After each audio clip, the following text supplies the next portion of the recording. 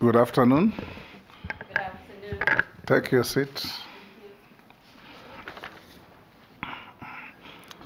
For the record, you are called Rebecca Miano, AGH. Use the mic. Yes, Mr. Chairman. Yes. My name is Rebecca Miano, EGH. Good. Welcome to this committee of the National Assembly, Committee on Appointments, to vet you or have approval hearings to assess your suitability to recommend to His Excellency the President to appoint you to the position of Minister, Cabinet Secretary for the Tourism and Wildlife Ministry. This committee is a committee of the National Assembly, and I'm the chairman. On my right is the Deputy Speaker, Gladys Boss. My left is the Clerk of the National Assembly, Samuel Njoroge. I'll invite members to quickly introduce themselves. Naisula Lesuda, MP Samburu West. Kimani Shongo. Nelson Koech. David Kosing. Gikaria David Nakruist. Masemer. Abdul Rahim Daud. George Gitonga Murugara. Owen Bayer. Stephen Mule. Dido Raso. Mishimboko. Rehab Mukami. Caleb Amisi Saboti. Rebecca Miano, you are one of the few with the luck to be vetted twice. We did vet you just about 2 years ago, and here you are again. We'll start in earnest by inviting you to take an oath. And the oath is on the holy books, either the Quran, the Bible, or the Hindu holy book, whichever is your faith. Which one? I will take the Holy Bible. The Holy Bible. So be upstanding and take the Bible in your right hand and recite the oath.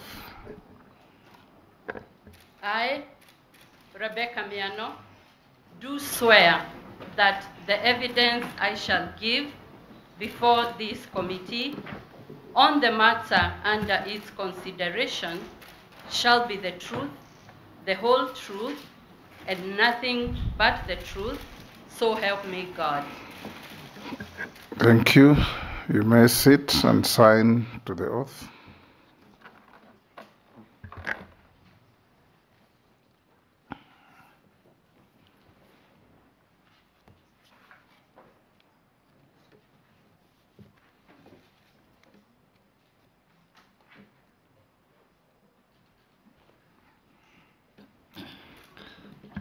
If you have your documents, as you should, you'll give them to the sergeant to pass them on to the clerk to cross-check with what we have in our possession. And when we are done with you, you leave with your original documents.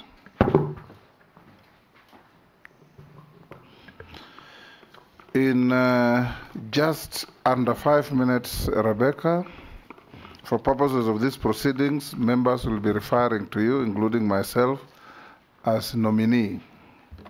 So nominee, tell the committee your name, your educational background, your work experience, and your key competences that make you suitable for being recommended to take up the appointment for which you have been proposed. Thank you very much, Mr. Chairman and honorable members. My name is Rebecca Miano, the nominee for the docket of Tourism and Wildlife.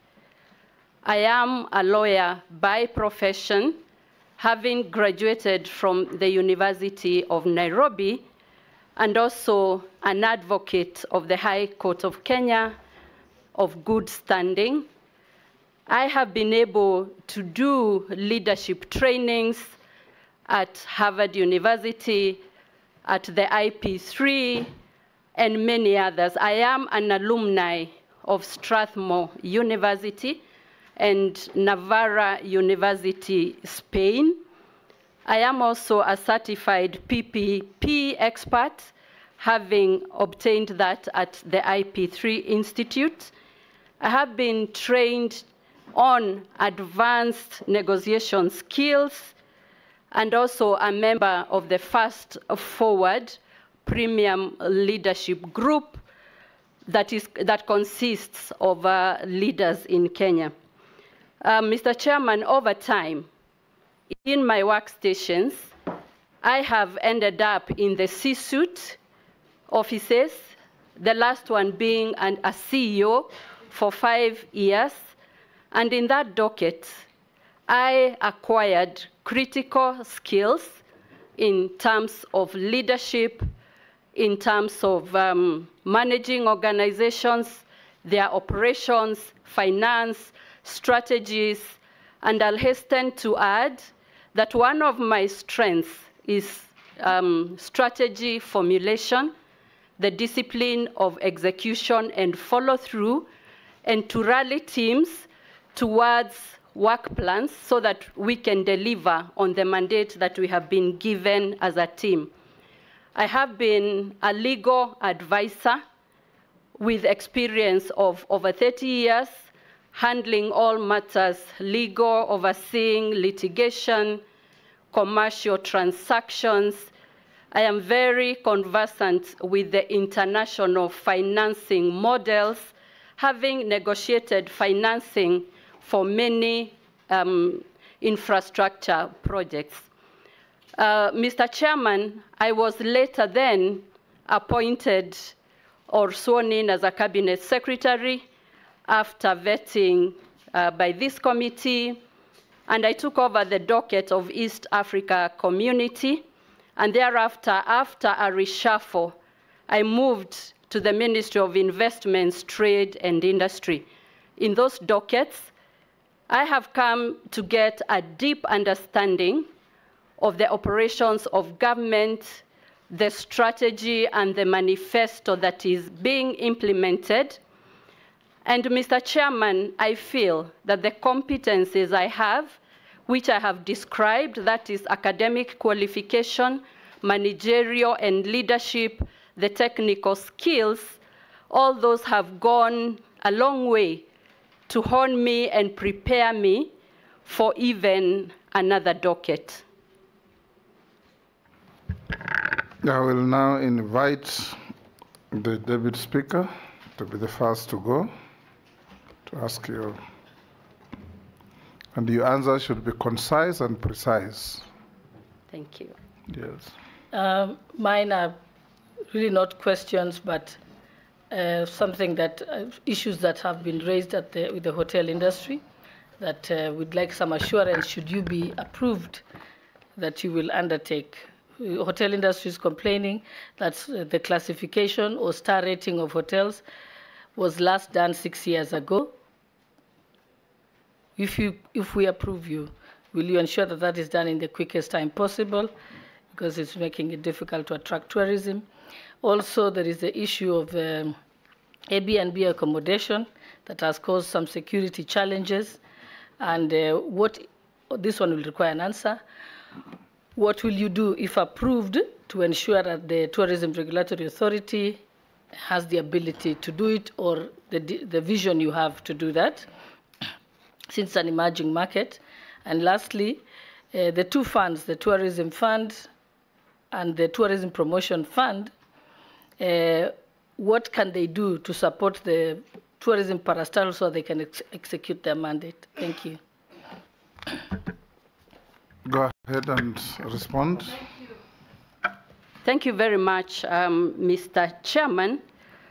On the question of classification, it is indeed very important that hotels are classified, because then they give them world-class practice. We know that world over, classification of hotels is a necessity. And besides that, it is a requirement of the East Africa community that hotels are classified. And back here in Kenya, if we do not do that, then our guests and the occupants will be left to classify it for themselves, which will then distort the pricing, which will distort the classes. And if I am approved, I will undertake to conclude the work that is pending on classification so that we have an objective classification system that has integrity and that will enable our hotels compete globally and even maybe be included in some of the chains because of the classification. We know that if you do not classify yourself, you find other people classifying you. And I know that if we look at the world best practice, we cannot leave our hotels without classification. It is true, and I have been briefed as I met the industry, as I met the ministry. This has been pending for the last 5 to 6 years, and indeed, this will be an imperative. It will be a priority in case I am approved to take that docket. The next question was on Airbnb. My view, Mr. Speaker, is that the case of Airbnbs is a classic example where an industry is overtaken by the growth of the industry. And I will not hesitate to say, because we have research institutions, research organizations dealing with tourism, they must be on top of the game with what is happening, the contemporary changes, so that as a country, we keep up, we foresee, we prepare ourselves. When I look at the Airbnbs, we are lagging behind as a country, as a region. We are trying to catch up, trying to avoid and maneuver issues that come up. And therefore, that being the case, if approved, I will ensure that this is also a priority so that in consultation with the other arms of governments, with other ministries that have a stake on this, we finalize the strategy, the regulations, any legislative and policy agenda that is required, so that we tidy up that space that is currently untidy, getting into security issues and all manner of things. The third question is on tourism fund taken together with the tourist promotion fund. The tourist fund is the one that funds, the one that collects levies in the hotel industry, previously the catering levy, and the tourism promotion fund is the one that collects levies from travel, international travel, and local travel, and there is a specific amount of money that then is attached to the two levies. Mr. Chairman, I have looked at the information and I have been taken through. I believe that these funds give resources that should catapult the tourism sector, the hotel industry, so that Kenya is able to compete. Mr. Chairman, if you look at the Kenya Kwanza manifesto, and I was reading the manifesto, it recognizes that the tourism sector is one of the key sectors, but it is, Kenya currently is punching below its weight. So that's a description of what we have as the tourism sector. A lot has been done, but we are still punching below our weight as a country. If you look at the numbers, Mr. Chairman, with a population of 55 million and counting, and our tourist data of about 2 million to 2.3 million visitors, that confirms that Kenya is punching below the weight. Many countries that have succeeded in tourism actually are now getting more visitors than residents, or the ratio is a little better than we are seeing in Kenya. But the contradiction that I see is that Kenya is a destination that is much better than many other destinations that are attracting very many tourists. The Creator has endowed Kenya with the weather, natural resources, people who are hospitable, and many, many other tourist attractions. But then we are still punching below the weight. So these two funds should then be structured in a way that it addresses this burning platform. I'll call it a burning platform because it is urgent. It is something we need to do. And as a country, this tourism sector will be the one that will take Kenya, among the ones that will take Kenya to the next level. And therefore, we will structure, we will organize so that the fund is able to fund the critical priority activities that are required to develop and promote tourism. Majority Leader, you have any question? She has said what I would have asked in her preamble. I have no question. Minority Leader? Okay. Naisula? Honorable Miano, leadership requires that you're not only seen or heard, but your leadership must be felt by the legacies that one leaves wherever they have been. So very briefly, just mention two things that you have left as a legacy in the two dockets that you previously held in a short period of time, 2 years. What can you say are those two things? And what is the legacy you will want to leave in the docket you will hold if this committee and the National Assembly approves you? Lastly, having worked as the CS of East Africa Community, do you consider Kenya to be competitive in its tourism? There's one day I landed at JKIA. I was so happy because there were so many people from the international community who had landed at JKIA. And I was like, wow, all these people are going to Masai Mara, to the coast, or somewhere else. But then when we got to where we branch, us, the locals go, and those ones who are on transit, they all went to the transit. I don't know where they were going. So please tell us whether we're actually competitive as a country.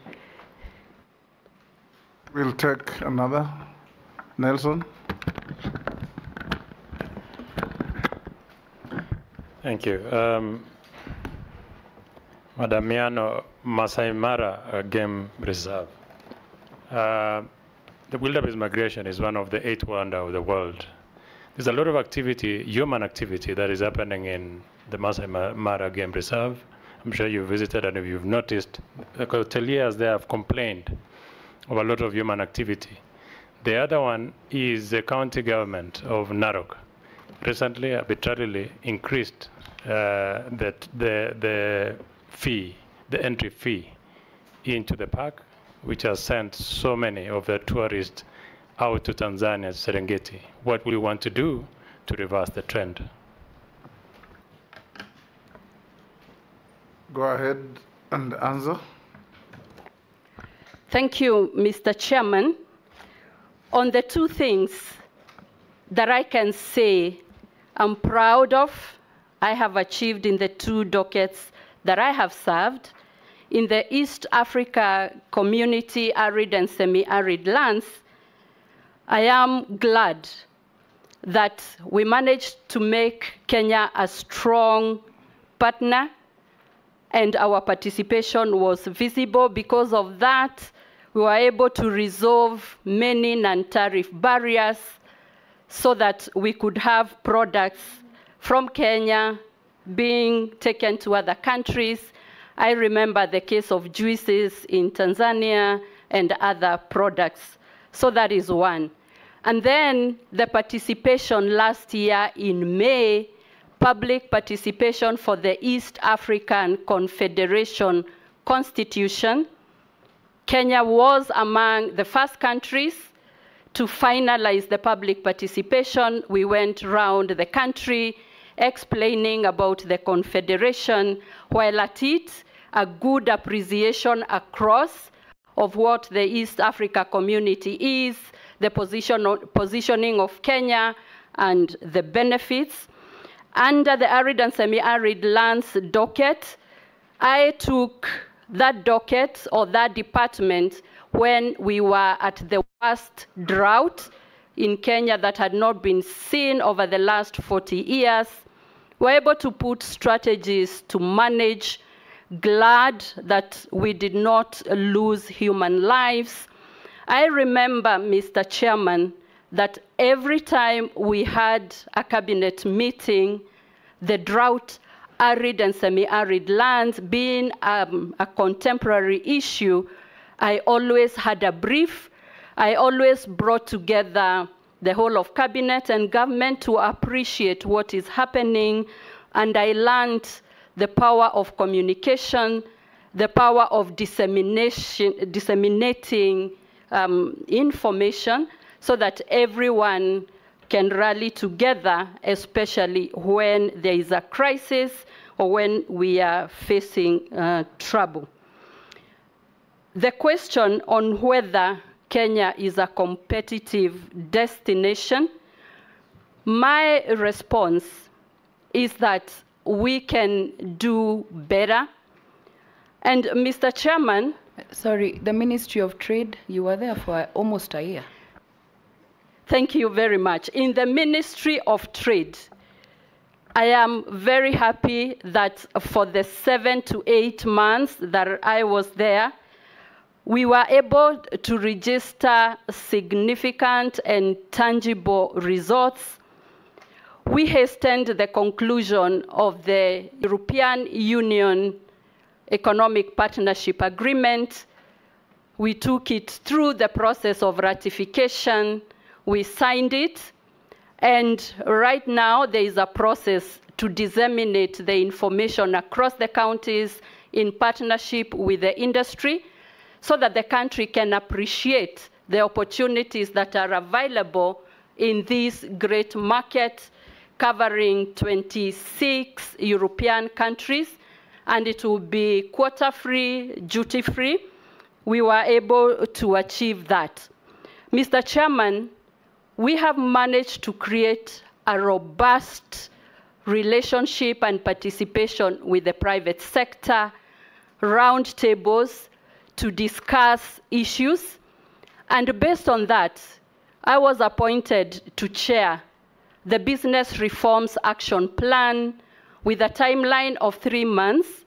We met many stakeholders. We have a catalog, a whole menu of what issues are ailing industry, especially regarding the cost of doing business. I submitted the action plan to the cabinet. We then distilled it, and each ministry right now has a list of issues that they need to address if we are to strengthen investment, trade, and industries. And it was a very good document which can even form the backbone of what the government should address to create a conducive work environment. But finally, the global stage. We were able to have trade and business forums in various countries where we showcased Kenya as an investment destination. And I saw the rankings that were released in the last few months. Kenya was rated as the best destination for investment in 2024. We attracted a lot of startup capital. much more than our contemporaries in Africa. And we have quite a significant number of rankings. And if you recall, something that touches on tourism, a renowned travel agent from America did announce that Nairobi is the best city to visit in 2024, beating Montreal, Paris, and all the other cities. And so we have significant work that is going on, and I'm sure that my successor will find a lot of systems already going, and it will just be plug and play. On the question of competitiveness of our tourism sector, Mr. Chairman, I would say that we have room for improvement. And the reason I say this, competitiveness is measured not only in terms of monetary value, but what services go with it and what products that we have. We know that for a long time, Kenya has been known for its beaches and safaris, what we call beach and bush. But the endowment we have in this country requires that we have diversification of products. We have heritage attractions. We have cultural, sports, and many other things that we can cement and package. If you look at the monetary bit of the competitiveness, local tourism does seem to suggest that we are not very competitive. Our local tourism is still very low. We have not managed to convince the population that tourism is not only for visitors arriving from other countries, but we can do better in local tourism. But when you start that discussion, many Kenyans feel the hotels are expensive, other tourist attractions are expensive, and therefore there is quite a lot of room for us to position Kenya and rethink our strategies so that we are competitive in terms of monetary, in terms of product, in terms of service, and everything else that goes with tourism, including digitalization and many other things that contribute to the competitiveness. Mr. Chairman, on the question of Masai Mara, and this is one of the wonders of the world. We have seen the uniqueness. I don't think there is such a park in the world. And we are glad that Kenya has that. But we are having quite a lot of challenges in terms of the numbers, in terms of the services. As I was preparing to appear before this committee, Mr. Chairman, I did meet with the ministry officials, I did meet with the sector, and had a discussion with Narok County.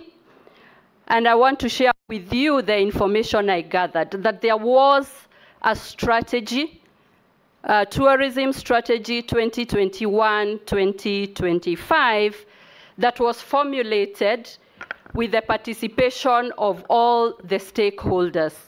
Some of the findings in that strategy and that work that was done is that there are things that needed to be done to make Masai Mara more competitive. And one of the proposals that I will discuss is that the rates for Masai Mara had not been increased for the last 15 years, despite the cost of managing the parks, despite many other costs coming up, operations and maintenance. And the stakeholders in that strategic discussions did recommend that there should be a review of the rates that are applicable so that there are enough finances to develop Masai Mara, to maintain it, to modernize it, and do all that appertains to make it more sustainable. These rates, the revised rates, were to be implemented and were actually implemented from January 2024. But to clarify that the new rates that were implemented were actually slightly lower than what the strategic plan had recommended. And therefore, the rates were implemented from January 2024. The data that I have seen is that Masai Mara in this high season has been up to 90% full and counting. And Mr. Chairman, I tried to check empirical data to show or to prove that tourism have shifted elsewhere. We do not have that empirical data yet. This reporting gained momentum a few weeks ago, despite the increment having been done in January. But what I'll say, if approved, and I assume office, I will equip myself with the right information, the right data, to have an informed decision and announce to the country the correct data, so that we are not having a reporting that is disadvantaging Kenya and maybe it is not correct, so that I'll promise to have accuracy and a strategic direction going forward. Thank you, Nominee. Just as a point so that you note, let's be very careful. I get the feeling that they have actually captured you in your communication. Narrow County collects a lot of money from those parks. There's nothing to show for it. In fact, you shouldn't have gone to the ministry to fact find. You should have done it independently. The fact that you went back to the same ministry to ask, I can tell you for sure they are colluding. Just take your own independent research and find out exactly what is happening in the Masai Mara Park. There's a comment. Posing, anything? Kikaria? Honorable Chairman, you know, recently I've seen so many transfers of game reserves, national parks, from the national government to the management of counties. How many apart from Amboseli? Okay, let me say that one, Amboseli. Now, is there a policy guideline on how these transfers should be done? And I'm saying this in line of whether, like transferring Hell's Gate or Lake Nakuru, for purposes of the county, giving license to fishermen in Lake Nakuru, which is a very big business that is being done illegally. Thank you, Chair. Yes, Nominee, let's take one more, probably two more, and try and give short answers, so short and clear. Mary? Thank you, Chairman. Mine is also one and very short, and I'm picking it from the statement from the nominee that Kenyans feel hotels are expensive. And I can't agree with you. I agree with you totally. Hoteliers have expressed concerns over the multiplicity of taxes, including tourism levy, housing levy, VAT, NSSF, income tax, payee, NHIF, trade license for counties, and meter. You yes, have to add now yes. operating expenses where they must invest heavily on marketing, on technology for them to get guests into these hotels. So if you are successful nominee, what plans do you have to ease this burden? Do you foresee the likelihood of merging some of these taxes and levies as an incentive to investors? Thank you. Daud? Thank you, Mr. Speaker. There is the compensation of wildlife cases.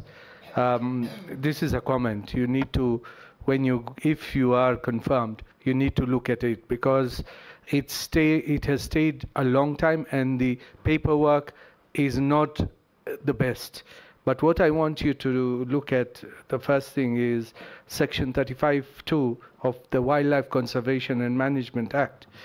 It needs to be relooked vis-a-vis the county governments, because in Meru, and I believe it may have happened somewhere else, the county government went and demolished one of the lodges in the park, and apparently they have to pay more than 300 to 400 million, and it's a foreign investor who has been there for long.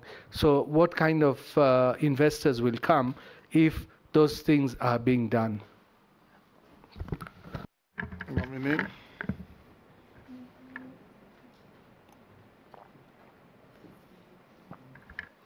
Thank you, Mr. Chairman. The Wildlife Management Act actually stipulates and spells the role of the two levels of government, the county governments and the national government. And on the issue of transfer of national parks, I am aware that there is a task force that was formed to look at these matters, the merits, the demerits, the regulations, the processes, and the procedures that will be used in case of any transfers, like Amboseli and any other that may be in that category. The task force, I am informed, has finalized its work, and in the next couple of weeks, will be presenting this report. And I will be looking out at this report for my contribution, for contribution by the whole sector, so that we are able to come up with clear guidelines, clear advantages, and clear processes of how this matter of transfer of national parks should be handled. Mr. Chairman, if approved, and I get into this docket, the list of priorities is forming up and it's becoming clear, so that we have clear policy directions and guidance, and that will enable actions to move much faster and with clarity, avoiding disputes and other issues that at times derail processes, make them take much longer. And I will promise, if approved, I will be able to look at this as a priority. On hotels, licenses, and levies, there is duplicity and multiplicity of licenses and levies. In preparing for this vetting and this hearing, I came across upwards of 16 licenses and levies that apply to the hotel industry. And Mr. Chairman, this speaks to the ease of doing business, the cost of doing business. I've also come across quite a lot of work that has been done in trying to address these issues. I know that there is a bill on county licensing unified bills, and also some work that was being done by the Commission for Revenue Allocation. We will be able to finalize this work, and where applicable, merge, eradicate, and be able to consolidate some of these licenses and levies. We can use technology, but of course is in consultation with the stakeholders, including county governments, so that we support our hotels, which form one of the anchors to our tourism, so that we can develop and promote the tourism.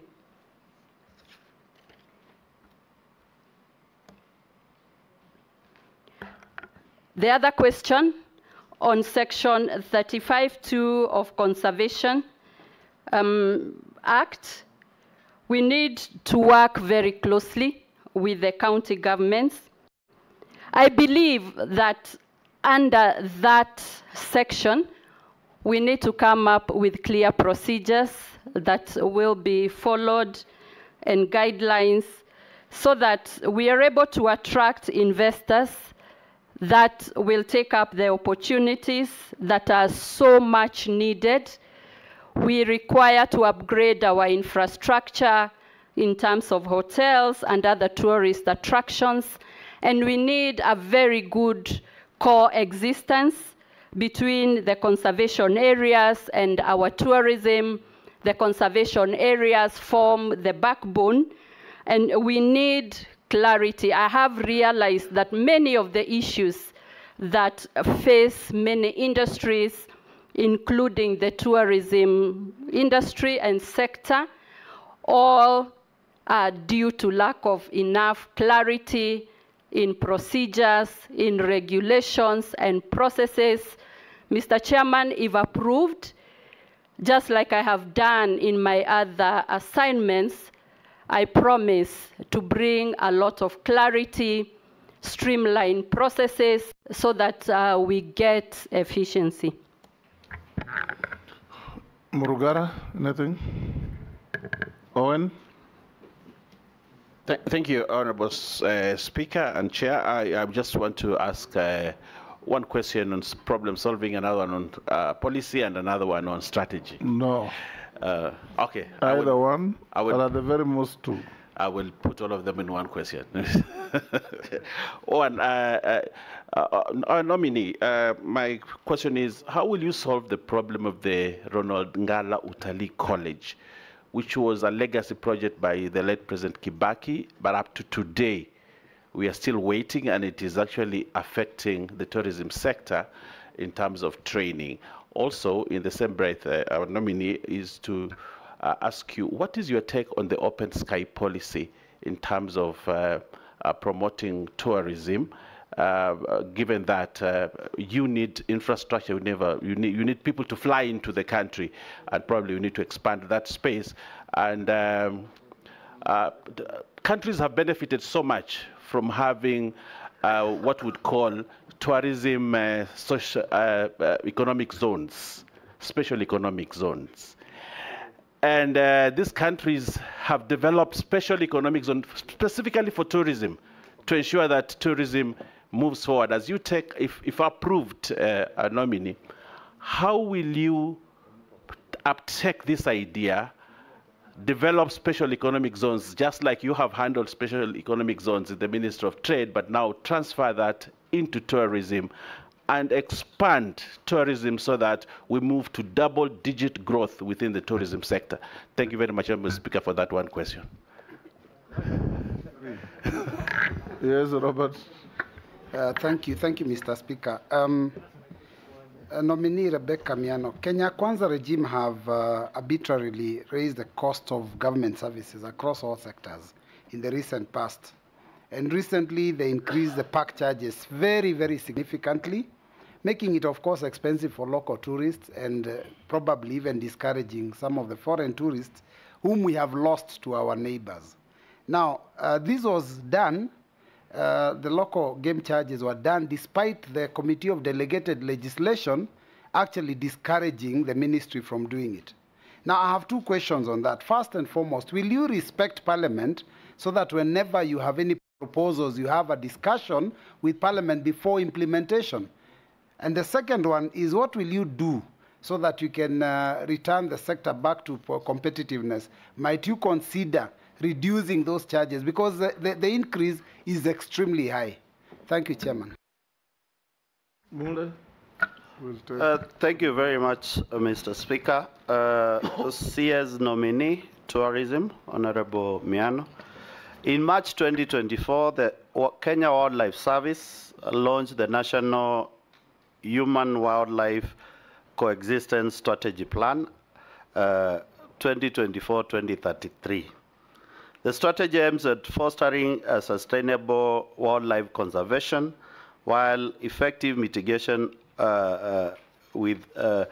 mitigation on human life conflict which has been a menace in this country for most of the parks within whereby most of the communities are living. What action plan and measures are you going to put in place to make sure that the entire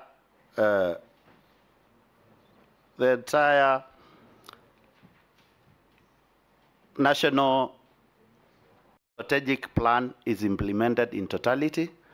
And how do you envisage, not thinking on the normal parks we are looking at, that is Tsavo, Masai Mara. There are also other destination areas in this country which need to be opened up for new corridors to attract tourism. We want to hear that from you.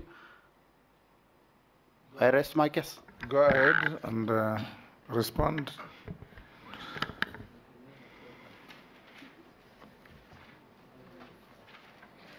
Thank you, Mr. Chairman. I'll go straight to the point. The questions asked by Honorable Baya on Ronald Ngala Utalii College. I am informed that the college, the infrastructural work and buildings are about 85% complete, and it is anticipated by the month of October, most of the work will be completed and intakes will start happening.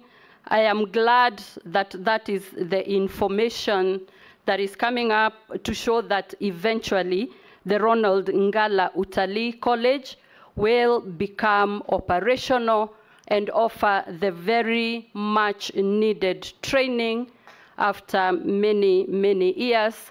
I will follow up in case I am approved to ensure that the timelines that have been given are adhered to, because I have seen a report giving those timelines. On the matter of open sky policy, I've seen a lot of discussions with the Ministry of Transport, and learning from my experience in the trade docket, we need to move away from open policies, open trade, open skies, and work on strategies of easy access, enough access, robust access. For example, for our tourism, if we are able to attract many, many more airlines from various destinations and bring our visitors and tourists to Kenya with much ease, easy accessibility, then we will not have a debate that is seemingly emotive, but be able to attract as many arrivals with ease. I'm also aware that before COVID, we had airlines that had access to some of our airports, and especially in Mombasa. I do believe there is merit in working with those so that we can have a lot more access and visitors being able to access our country, not necessarily through Nairobi, Jomo Kenyatta, but the other airports. Special economic zones is a familiar topic to me, both in the East Africa community, because in the Council of Ministers, we were able to approve the policy and strategies for special economic zones in the East Africa community, and so we have common policies. In the Ministry of Trade, I was in charge of the special economic zones. I am very well conversant with the incentives that are attached to the special economic zones. We have actualized quite a number of special economic zones as a country, and based on the policy that we have, it is envisaged that there will be various special economic zones, and then we can have sector-specific zones that accrue to it. For the tourism, I am a supporter that we should have a tourism special economic zone. There is one that was gazetted in Lamu County, though not operational. To be precise, Mr. Speaker, that is the way to go. On the question of the cost of entry of the game parks and the national parks and the increase, Mr. Speaker, there was a strategy by stakeholders that recommended some of these changes. But I want to say from the word go in the affirmative, I will respect Parliament. My record speaks for itself. Whenever invited to Parliament or committees, I give it utmost priority. And if there is any compelling reason, always liaising with the committee and Parliament to be able to reschedule and get another suitable date. I have been asked whether, if approved, and I take this docket, I will look at reducing these charges. My response is, I will look at all the reports so that I'm able to make an informed decision so that I do not pronounce myself today in haste, but again, it is urgent and a priority in consultation with stakeholders to put this matter to rest. Again, clarity and efficiency of policies, the robustness of them will help faster execution of the work plans and be able to move this country forward. In terms of human-wildlife conflict, yes, I'm aware that there was a strategy that was formulated. Point of order, Honorable Chairman. No. Honorable Chairman, my point of order, I just want to tell our nominee that when you are going to involve the stakeholders, don't forget the local communities and the tour operator, because on this issue, they were not involved. And that is why there is a lot of outcry. Mm-hmm. The comment, well taken.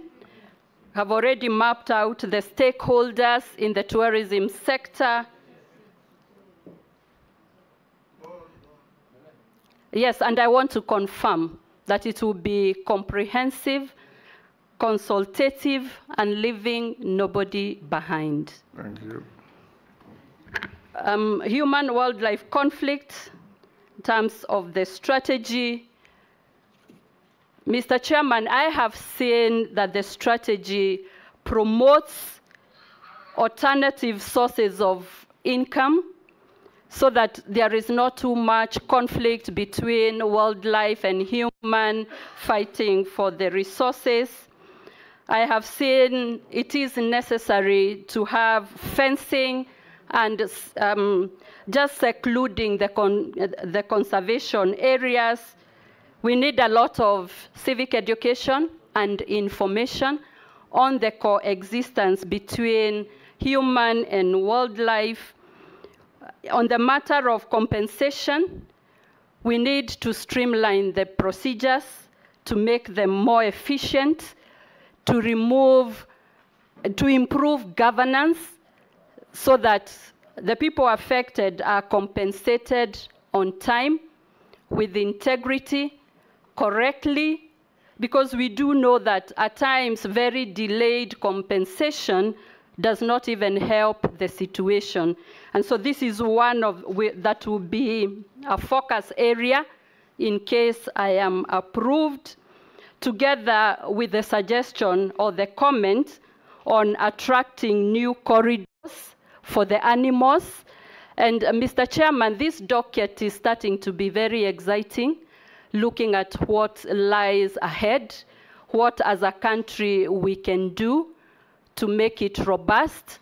And if there are any other manifestos or later manifestos are written, Kenya will not be punching below its weight. And that will help us to have increased our tourists, conserved our wildlife better, increased our foreign exchange earnings, created jobs. And if you imagine all the benefits that will accrue in streamlining and transforming and positioning this industry and this ministry to the position it should be, there is a lot of hope and a lot of promises in regard to this industry. Thank you. Russell? Thank you, Honorable Speaker. I'll just ask one question. Madam Miano, those communities that live close to wildlife sanctuaries have suffered, but this time round, what I want to hear from you is leadership in terms of what benefits is likely to accrue to them for actually preserving that wildlife and also not interfering with the sanctuary in terms of giving them water, scouts. There are many things that I'm sure those communities would want, not just the fence that will protect them. Maybe I will just want a comment from you. Thank you, Honorable Chair.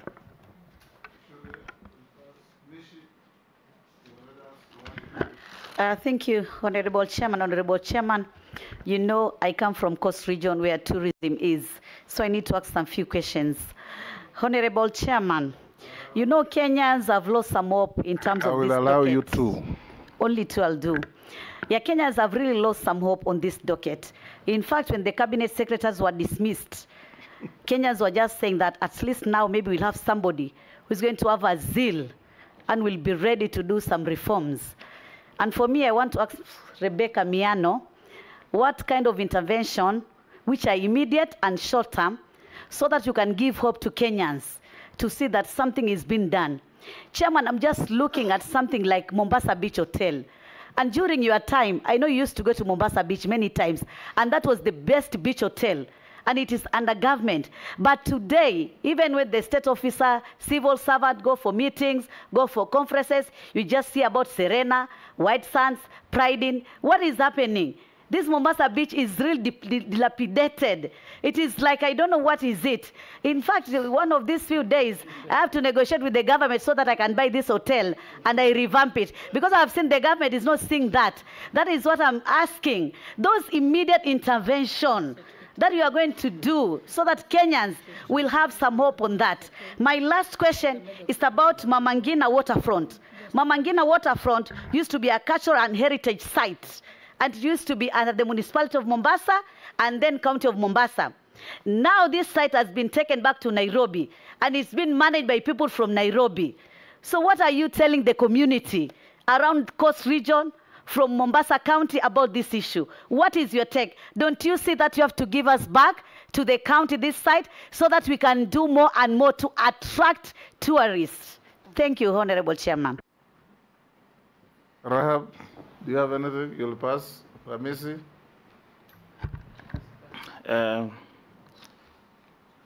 Mr. Speaker, I have some information on I've been sent by a senior citizen on touching on nominee's credibility. So I'm requesting if you allow me to read, maybe she can respond or clear the air, though maybe it's not part of our records. If you don't, then I go to my question. Do you allow me to read? Okay. So, Honorable Speaker, Kenya, rich heritage. From where I sit, I don't think that is fetching from the world tourism market. When you see government officials visit on benchmarking, they'll go to Thailand, Dubai, European states from the historical sites. And then they just wow at the tourism attractions elsewhere in China, and they come and sit. Tourism in the modern times has gone through a lot of innovations.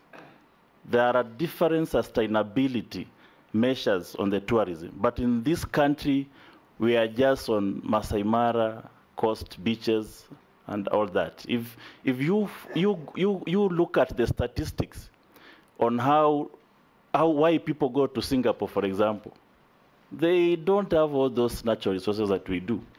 But it's about innovation, modernizing tourism. That is some aspect that I have not seen in this ministry. We are on the traditional, tired, we are not innovating on it. What is these new things we are going to see from your ministry going forward? Thank you. Thank you. Nominee, you can answer Honorable Mishi and Amisi. Thank you, Mr. Chairman. I will start with a question on the arid and semi-arid lands. I served as minister in the arid and semi-arid lands, and therefore very well conversant with the issues, the benefits, the challenges that face the arid and semi-arid lands. Happy to note that most of the animals, the wild animals, 70%, actually almost 90% are found in the arid and semi-arid lands, 70% of the livestock, most tourist attractions, conservancies, and this is one of the frontiers of development in this country.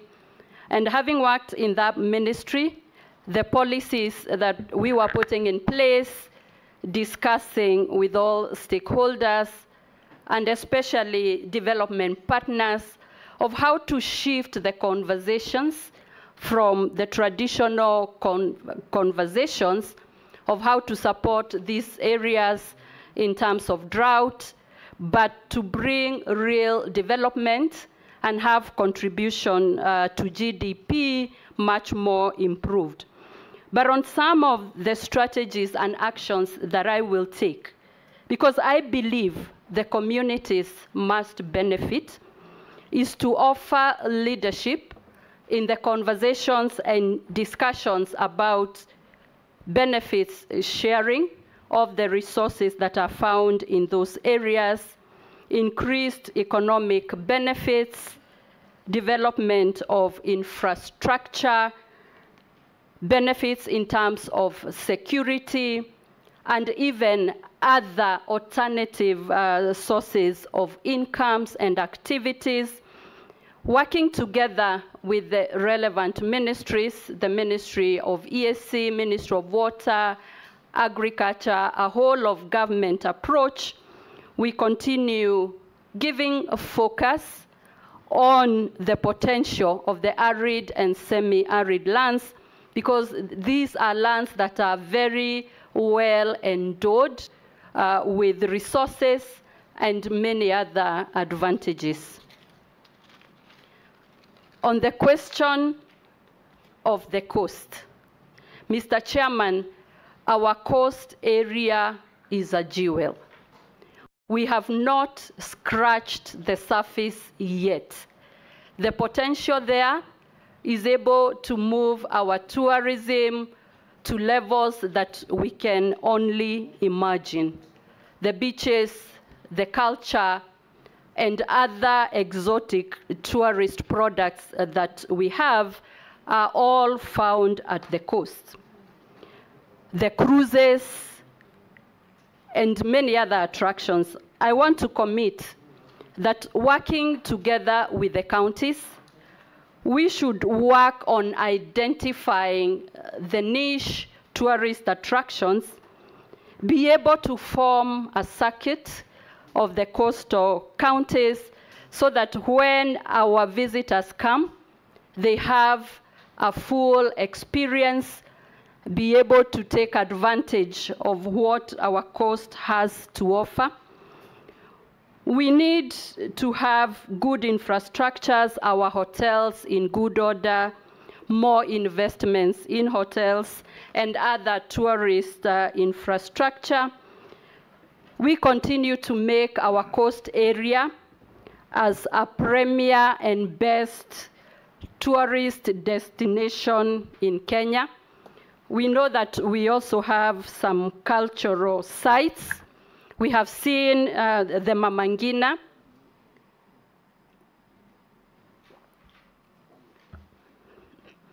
And Mr. Chairman, to respond to the honorable member, on the issue of Mama Ngina, we need to work together with the purpose of getting maximum benefits, increased tourism, increased earnings, something that will just blow that region into economic activities and to success.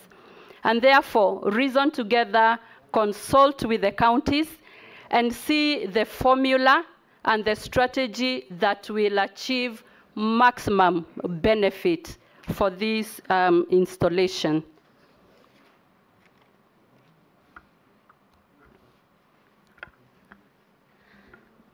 May I respond to the question by Honorable Hamisi about the heritage? Again, we continue saying in terms of tourism, Kenya is punching below its weight. We have consistently focused on only a few areas or a few attractions, especially the beach and the safaris, but Kenya has a lot more to offer. The honorable member did indicate that some of the benchmarking trips go to other countries and maybe do not bring back enough information to spur and catapult our tourism sector. Mr. Chairman, there are quite a lot of things that we can take advantage of.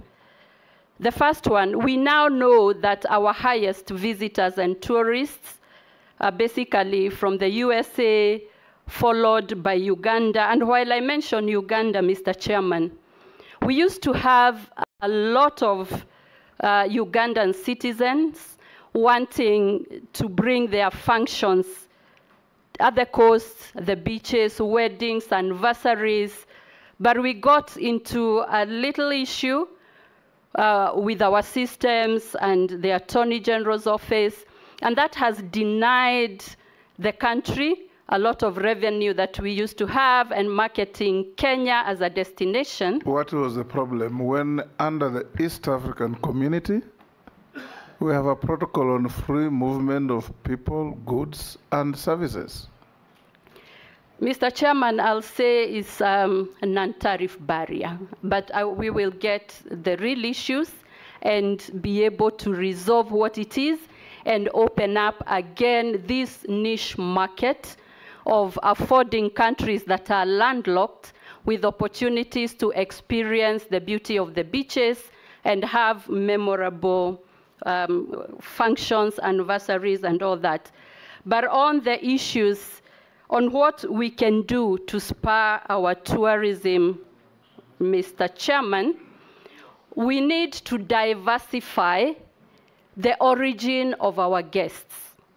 We need to attract new markets, the Middle East. When I looked at the numbers, we are not getting enough visitors from some of these good destinations. The East, Japan. We need to diversify the source of our guests, while at the same time diversifying our products so that we can do a lot more. As I finish, Mr. Chairman, branding and communication in our tourism has to take the center stage. We must package our country as a product to be consumed, produced, packaged, sold, and consumed. And so we should not spare any effort. We need also to take advantage of innovation, technology.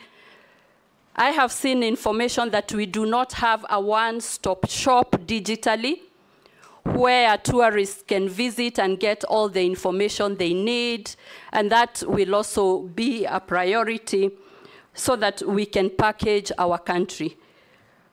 Mr. Chairman, recently, Kenya was ranked as #1 in the world in use of social media and use of technology. If we convert such abilities and rankings to sell our country for tourism, I think we will take this world by storm and attract a lot more tourism and a lot more visitors in Kenya by marketing aggressively.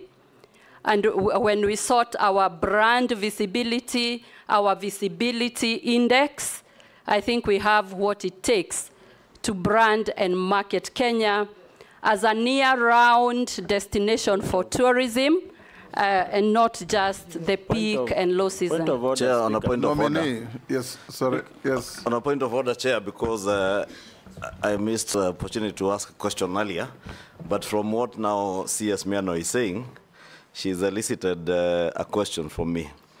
You have severally repeated that we are punching below our weight as a country in matters tourism. And you've said branding and communication is what will take our tourism to where we want it to be. You've also asserted that we can use alternative media like social media. You said you are ranked #1 in use of social media. Yes. So members are asking, is it use or misuse? And from what I hear, Honorable, and by asking, it's actually use of social media, not misuse. But it could also be misconstrued as misuse depending on how it's used.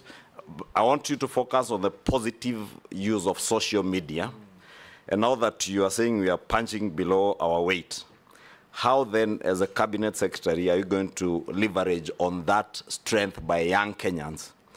One, to create employment for them in terms of using, and I'm thinking about content creators, to positively use their time on social media to market our country and make an earning for themselves, and also in branding and communication. And may I also put it to you that, and I have in mind a question I had asked to the nominee who was here before you in the ministry, that you are in trade and industry, that you failed the people of Kenya in communication when you are Minister for Trade and Industry. And I said that in view of the good things that you know of that were supporting our manufacturing sector in the finance bill, but we never saw your ministry anywhere communicating to Kenyans the positives that came with that finance bill. Are you telling the people of Kenya that we will now continue punching below our weight in terms of communicating, or will you, finance bill, Junet wants to say that finance bill is treasury. Far from it. It is an omnibus bill that included a whole package of very positive things that the CS nominee knows on matters to do with manufacturing. So I was asking, will you be punching below our weight again in tourism? Because it's true what you say, tourism is about branding, communication. Why would a small country like Rwanda be beating us in terms of branding and communication and advertising around the world? I take Chairman, this is... Sorry, Chair, I said, let me withdraw the country. I don't want to get into trouble. Smaller countries and smaller economies than ours. Chairman, this is linked to what Honorable Ishungu has said, and I just want to say that Kenya is renowned for its exceptional athletes who compete on the international stage. If appointed, how do you plan to leverage their achievements to promote Kenya as a premier tourist destination? And what strategies would you implement to integrate sports marketing? There is sports marketing with tourism promotion to enhance our global reputation and attract more visitors. We have seen a cabinet secretary in the past use an international figure to market Kenya, while we have our athletes and we also have sports who can be used to market our country. Also, they are known, Honorable Junet, and they can run. Secondly, tourism benefits often do not reach marginalized communities, including indigenous groups and people living in rural areas. How will you ensure that tourism development is inclusive and that these communities receive fair benefits from tourism activities? And lastly, just on that, tourism can sometimes lead to the commercialization or misrepresentation of local cultures. For example, the Maasai culture, Samburu culture, is often showcased in tourism marketing materials, but there are concerns that their culture is sometimes presented in a stereotypical or superficial manner, and some people using their photographs without their consent and making money out of them, and also respond to the issue of e-citizen. When we use it to pay money at the parks, is it that Kenyans, we are slow to accept change and technology, or was it implemented without good communication and without testing it first whether it works? Chair, if I just a quick one. 1 minute. You've had your share. 1 minute. But, Chair, you are allowing this order. to ask Then everybody will talk. Speaker, that is Speaker, don't open that door, please. From our electorates. Yes, Owen. Yeah. Chair, I thought we had agreed one question per person. Let us I also had This is important. This is important. Order, members. Owen. Yeah, Honorable Speaker, the only person who has had a second bite is Naisula, and from what I saw, she was reading some rehearsed statement from somewhere. Yes. From the members of the public. We have Kenyans. questions from the public. Chair, the nominee has spoken, Alvaro, almost everything in tourism, except one thing which she must tell us how well prepared she is about. Tourism is very sensitive to security. And the decline of tourism in Kenya is associated to insecurities that happened, especially at the coast, in Lamu and other places that affected tourists. What is your plan to secure the tourism fold in terms of ensuring that tourism? And then the aspect of the tourism police is now hindering the development of tourism. How will you handle that? Thank you. Honorable Speaker, I just wanted to ask about Ushanga Initiative, because it's underfunded, and that is a program for the Asar area. And I expect Naisura to ask that question, because those women, they normally get that money so that we can empower them, but they are not getting any money. Thank you. Chairman, I have a question from a Gen Z. I have a question from a Gen Z, Honorable Chairman. I want to read it. In early 2024, a lobby group filed a petition at the High Court accusing Miano of spending Kenya shilling 94 billion of taxpayers' money on ineffective power generating projects during her time as CEO of Kenya Electricity. This accusation included commissioning unusable high voltage transmission lines and conducting feasibility studies for 2 new power plants that never became operational. What is your take, Honorable Nominee? From a Gen Z. Chair, the last one from the public to Honorable Miano. I've just received a message whereby the public is asking, are you going to continue? Why are you breaking the protocol we have been following? I'm sorry, Chair. The chairman has been reading the public. Okay. Then when I finish, you compliment. Now everybody's jumping in. What are you doing, you guys? Okay. Go ahead. Chair, may I respond to this, because they are becoming quite many? Let it finish. It started. Thank you, Chair, and apologies. The public is asking, as a nominee for tourism, are you going to continue using the conventional way of marketing Kenya, or what is your take on how you'll rebrand the country and forget those odd methods of branding the country? She already said she will use social media beyond the conventional marketing tools. Can you answer the ones that, and concisely and precisely, no speeches, just answer the questions. Mr. Chairman, let me start with a question by Majority Leader, Honorable Kimani, about the branding, but start to clarify that punching below its weight as a country is documented in the Kenya Kwanza Manifesto. And that is where I am coming from, which is a reality. And then you asked about the use of social media and how we can leverage on what we have seen as abilities, innovations, energies, and new ideas from our youth. Looking at some of the infographics, looking at the content that our innovative and energetic young people have done or can do, I believe this is an area that we can take advantage of. I've seen occasionally people taking a lot of time having consultancies when we have a youth that can turn around material, that can turn around content, that can be used. I will be taking it up with the ministry and see how we can accommodate this creativity towards increasing our branding and our marketing.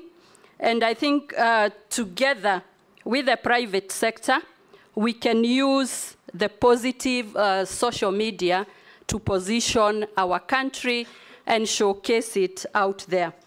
In terms of communication, I want to confirm that some of the proposals that we had made as a ministry to promote local manufacturing, to stop unnecessary imports of what can be produced locally.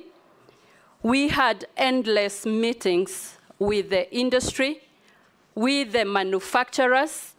We had discourses and discussions, and eventually we had a convergence on what we need to do. I want to confirm that we had enough consultation and enough communication in that regard. In terms of athletes, Mr. Chairman, the question asked by Honorable Naisula, it's very special that we have our athletes who is a pride of Kenya. We can position them as our tourism brand ambassadors, working with them in the countries that they go, so that while there, we can showcase what Kenya has to offer. We can come up with marketing material and content to convince the world you will not have lived until you go to the home of athletes that is called Kenya, to just experience their talent, their brevity, their courage, and just find out what it is that makes them stand out, what makes them sweep the Kenyan stage. And I agree, it is a very niche market for tourism. On development and benefits of some of the marginalized communities, like I responded in the earlier questions, it's to ensure that there is fair sharing of benefits, that their cultures are respected. We should explore opportunities to even have intellectual property rights so that we can respect and safeguard the usage of the cultures that those communities have to offer. I believe they need to benefit in terms of the ripple effects of tourism, offer economic activities, offer employment, so that it is a win-win situation in the country.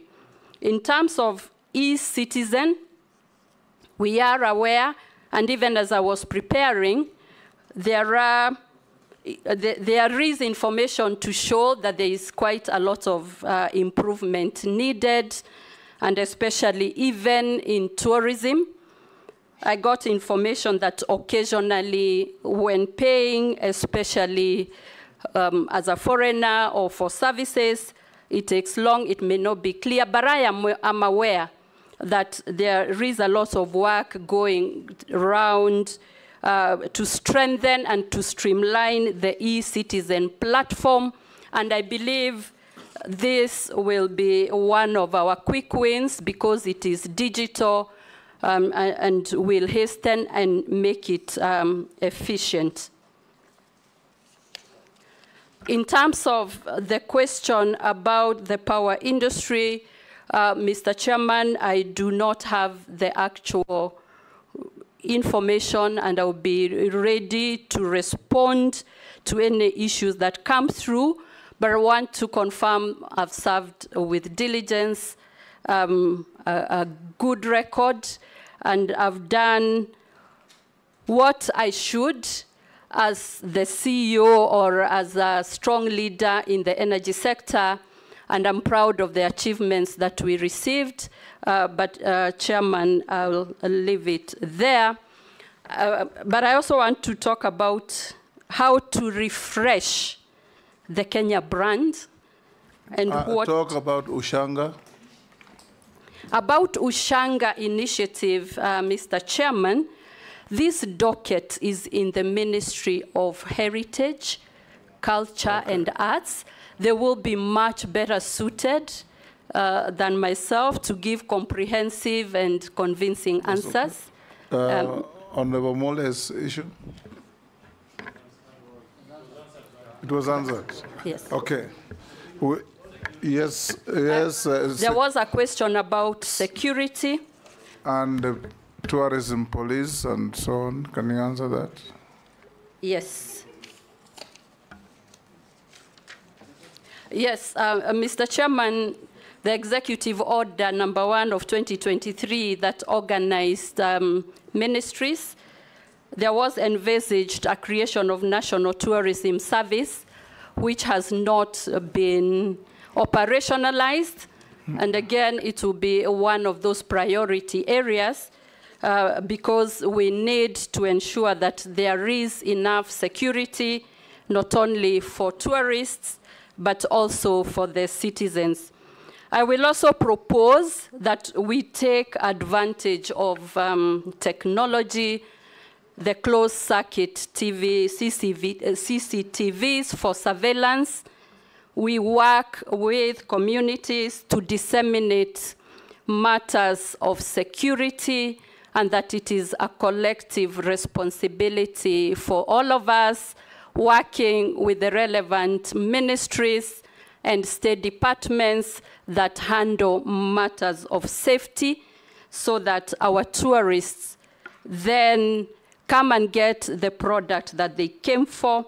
Tourism is the product that sells joy and adventure, and security easily kills that reason why tourists visit, and also working together with police so that they become enablers and facilitators and do not hamper our security. We need community policing, also information to the tourists on security briefs. And I want to say that there is a lot that can be done, tangible activities to enhance security and safety in the tourism sector. Jeanette? Mr. Speaker. I'm giving Jeanette because he didn't ask any question. You already asked questions. Yes, Jeanette? No, Mr. Speaker, I wanted to say that my constituency borders the Masai Mara. So I have a lot of information from there which I wanted to share with the committee and bring to the attention of the nominee. Mr. Speaker, for example, between the Mara and Serengeti, there is a lot of interconnection. The government sometimes, I don't know whether they are serious about tourism, because there is an airstrip in Migori which was tarmacked recently. When the tourists come from Nairobi, they land in, let's say, Kichwatembo, in Mara, then they are connecting to Serengeti. Mr. Speaker, they are lifted from Serengeti, from Mara to Migori, then they disembark, they get into a bus, they go to the border in Hispania so that their passports can be stamped, then they are brought back by a bus, then they again board, then they go fly to Serengeti. Or they fly from Mara to Kisumu, just for immigration services only. And they are around between 5 and 10 flights every week. So sometimes I wonder whether we want to make people comfortable or we want to make their life difficult so that they disembark, go to the border, just stamp his passport so that he can go to Tanzania, then come and board, and then go to Serengeti. Madam Nominee, if this committee approves you, what do you think you can do about that? Or you have no powers over that? It's an immigration issue. Yes, Mary? Honorable Chairman, this is from a Kenyan, and I think it's a Kenyan from Busia. He's saying, ask Mrs. Miano when new places like the ancient rock art in Busia will be considered in the tourism circuit. I think it's helping you to boost local tourism by enlisting new ancient places or new tourism sites across the country. Nominee? Thank you, Mr. Chairman. I appreciate the information by Honorable Junet and undertake to consult with the Ministry of Immigration, to the Department of Immigration, because I said easy access is key to supporting tourism. Nominee, it doesn't need any consultation. If you confirm that the information is right, call your counterpart and tell him go and open a Department of Immigration at this point. There's nothing to consult. You've read my mind. I was getting there. Yes. Because we have to consult, we work together, and go for action. Yes. I'm an executor. Good. Yep. And on Busia, I agree, our counties, we need to map out the tourist attractions and what counties and regions have to offer so that we package the diversification that I so much believe in and I talked about, that we need to diversify the products that we have. I will take up not only specifically for Busia, but other sites that can help boost tourism in this country. Nominee, I want to tell you that not once, not twice, not thrice, the ministry that you have been proposed to lead has mapped out Kenya over and over to see where new sites for tourism are. I've seen them in Bungoma, I've seen them in Trans Nzoia, I've seen them in Pokot, I've seen them everywhere. So don't reinvent the wheel. Focus on actualization and execution. That is what is required. Let me also ask you, Honorable Rebecca. You're coming into a ministry that has at one time been the highest foreign exchange earner for the country.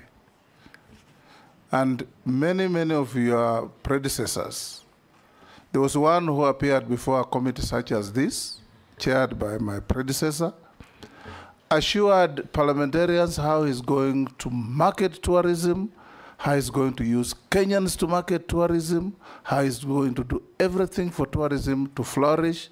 We saw him turn up with a British citizen of African origin to market tourism in Malindi. Is that how to assist Kenyans participate in this important industry? And if you are confirmed, because tourism in Kenya is a clear highway, what is it you are going to do that is different from what the others have been doing to improve the arrivals in Kenya from the current 2.2 million to 10 million or even more? I saw the other day on BBC television, citizens in Barcelona were demonstrating, demanding that they reduce the arrivals of tourists, that there were too many.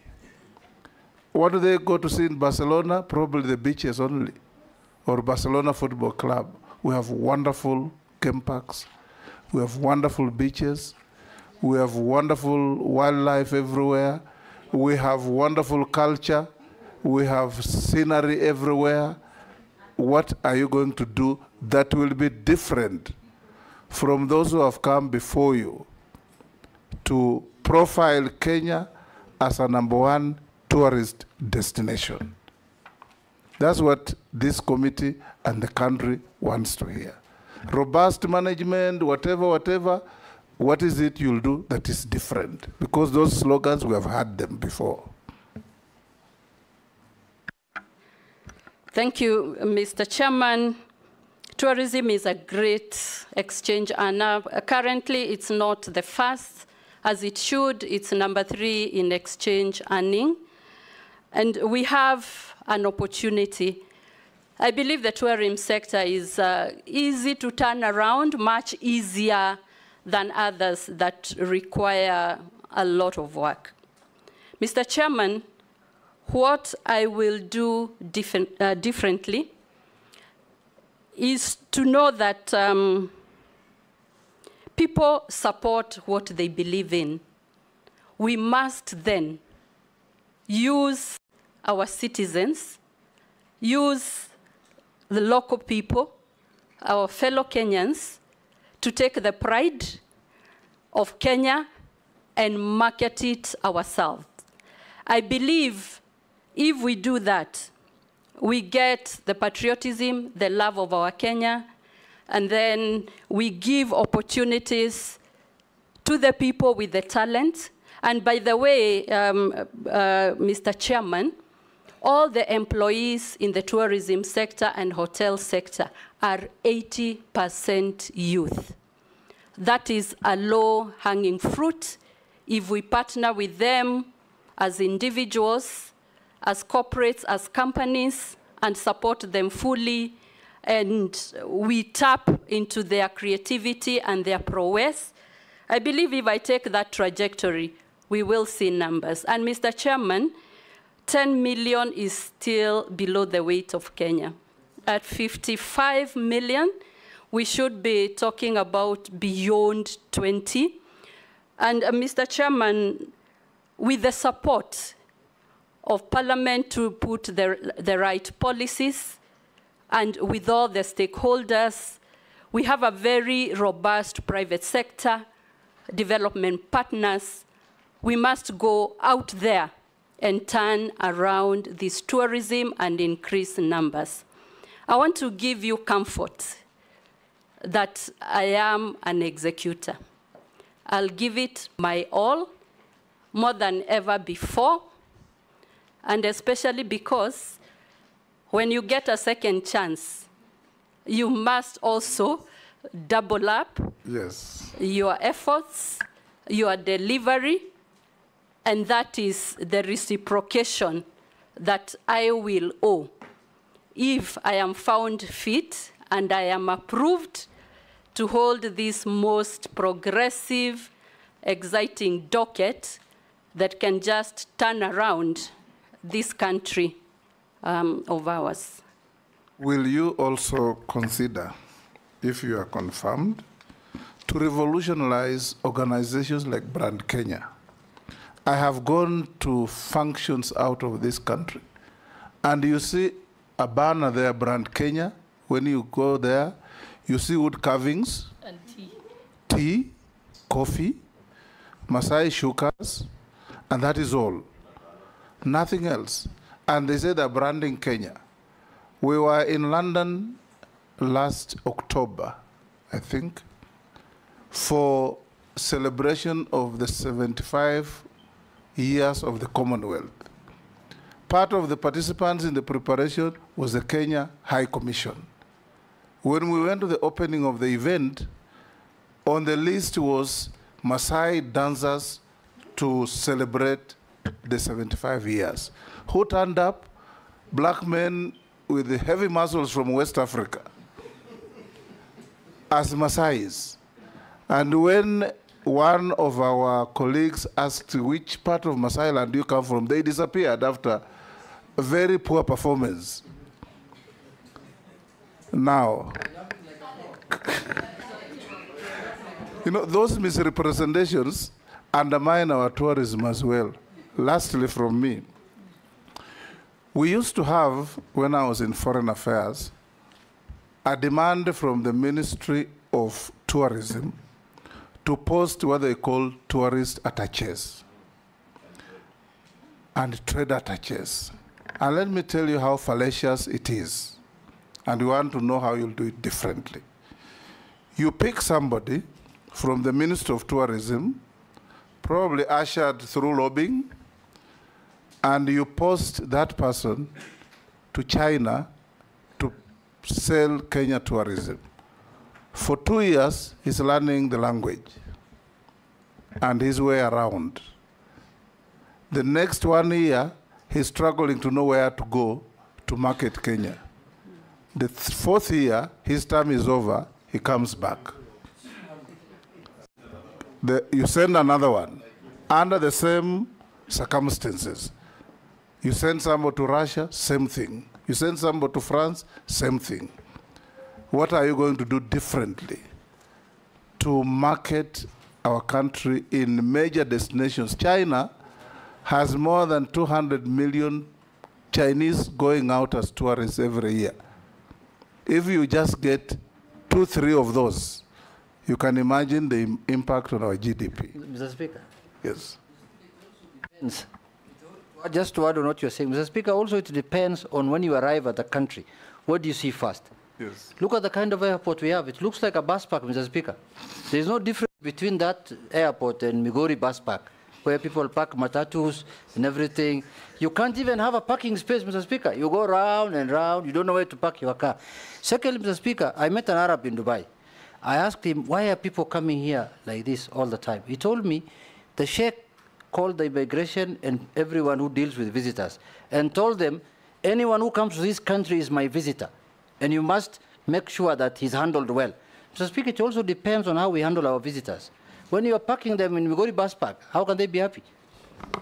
So, Nominee, can you give the people of Kenya an assurance that you will act differently? Market Kenya in a different mode and different version, using different tactics and different people. Thank you, Mr. Chairman. The tourist industry and some of the things we do in Kenya, we are caught in a time warp. Comfort zone, doing the same things the same way, carvings, the beach. We have not stretched our imagination. We need to stretch our imagination out of the comfort zone, come with new products, reimagine our tourism sector, rethink, refresh our brand, and that will inform some of the things we are going to do based on what Honorable Junet has said, and how we are going to position our product, how we are going to position our country to attract more tourists. It will mean getting new facilities, or at least renovating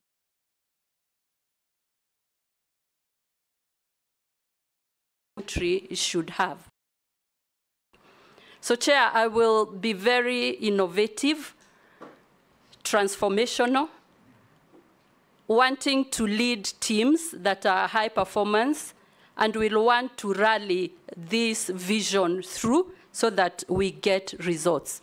On the matter of attachés, when you described, it reminded me of my experience at the Trade Department or the Trade Ministry, and it is a time for us to get our attachés based on their skills, their qualifications, their competencies, based on what they really can bring for the country. We need to check even their linguistics so that we send the correct people. I am a believer, if you have the right teams, well equipped, with competencies, you'll be able to get much more. And this is... On a point of order, because I think the CS nominee did not get your question. Because when I listened to you, the speaker was asking, is there a need to have a trade attaché, a tourism attaché? Why not have what you have been calling a one government approach? Whoever is at a mission has the capacity and ability, and you're able to train them on how to market tourism. Because from what the speaker was saying, the example he gave, you send someone, it takes 4 years moving around China. Why not use the ambassador in China to market Kenya, yes, to market Kenya as a tourism destination and even use their locals there with the branding you are talking about? Mr. Chairman, if we get the right people, they are likely to do very well in multi-skilling. There will be no distinct or dramatic difference from an attaché who can do trade to the one who can do tourism.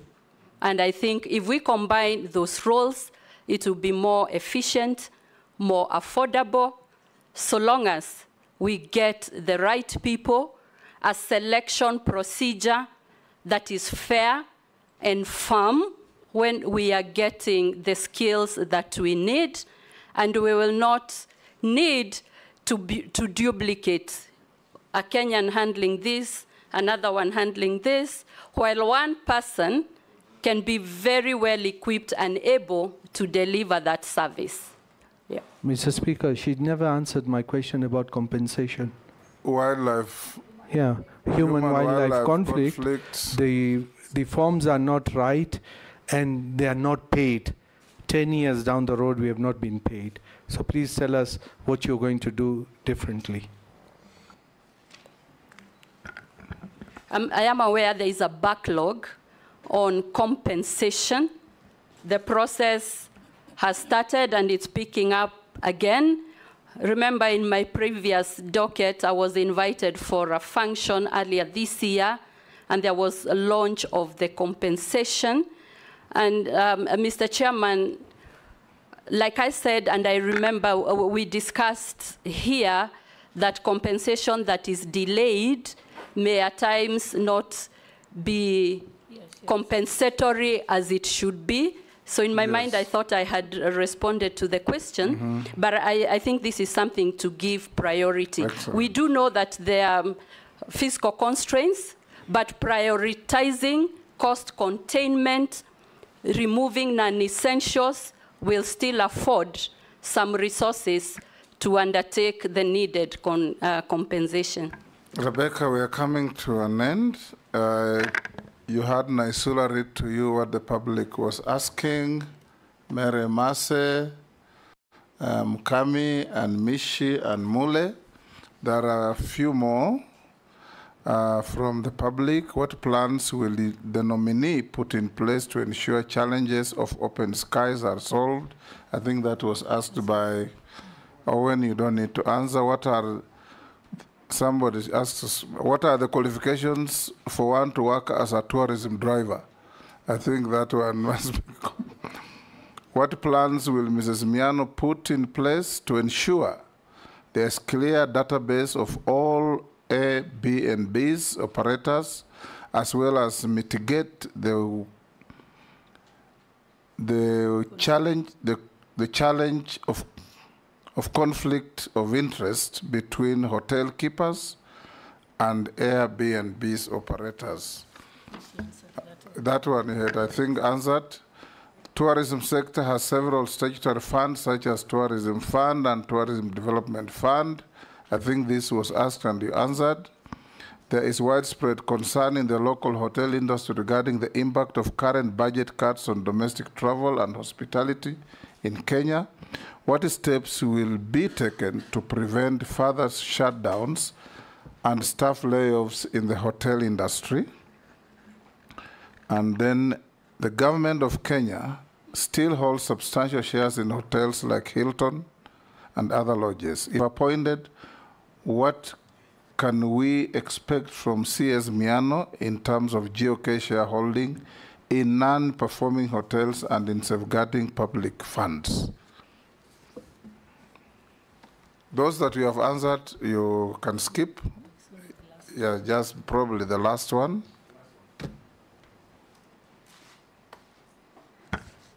Mr. Chairman, on the issue of cost containment and how it can affect the hotel industries, I think we need to rationalize industry, and even for the hoteliers to optimize their operations and maintenance costs, get maybe alternative cheaper ways of O&M, and that way they will continue offering rates that are competitive and affordable.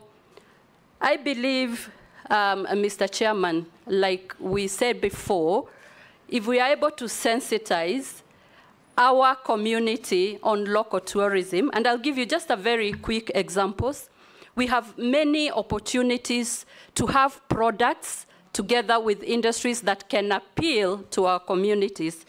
And because I am a lady and conversant with the chamas, we can have products that those chamas can uptake, get away from the traditional meeting in one home and the other in a merry-go-round and buying hot pots and all that. Maybe that cost, if there is a product, we will give the ladies and the groups a better experience at affordable rates, and therefore we must all put on our thinking, innovative minds and see how to cope with the situation we have by coming up with diversified products, affordable products, and rallying uptake from the groups that we know can have. I must say that maybe the young people are more uptakers of tourism. When I'm going up country and I pass through Naivasha, Delamere, you will not miss a group of youth who have put themselves together to go to a certain destination. The industry must rise to that challenge and that occasion and offer them products that they'll be able to uptake with ease, affordability, efficiency.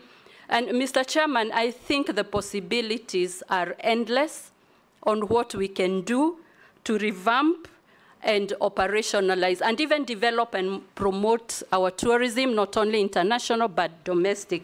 On safari lodges and government shareholding in some of these hotels, the executive order has given this to the National Treasury, but I'm sure we will work in consultation with the National Treasury to get the best strategies to transform, reform, and work on this. Thank you. I'll now ask you one or two mundane questions. Have you ever been adversely mentioned in an integrity-related report or investigation? No, Mr. Chairman. Apart from what Mish read, that you had no evidence. Do you hold any leadership position in any political party? No, Mr. Chairman, I don't. What is your net worth?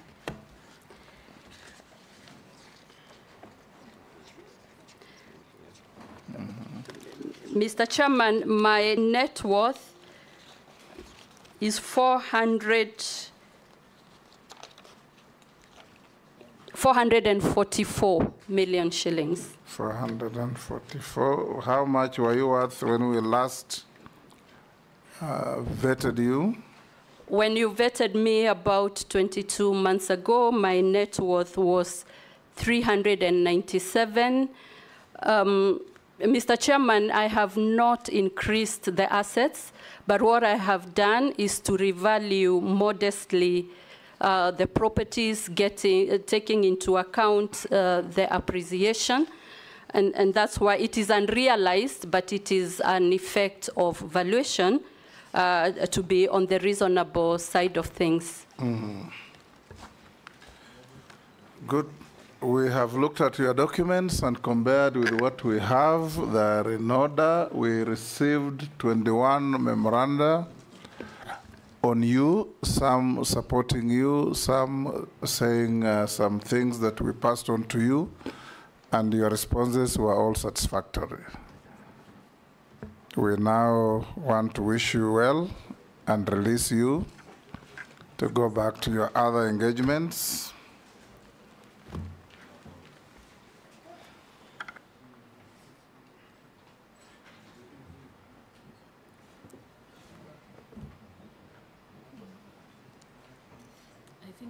Feeling bad that they have not the message. Have a good day. Thank you very much. Rebecca. Have you taken back your documents? Yes, okay. Great.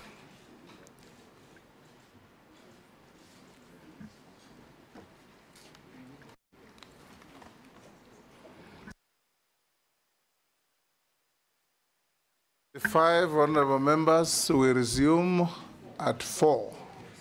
We can break for lunch. Members of the Fourth Estate, lunch is available for you as well.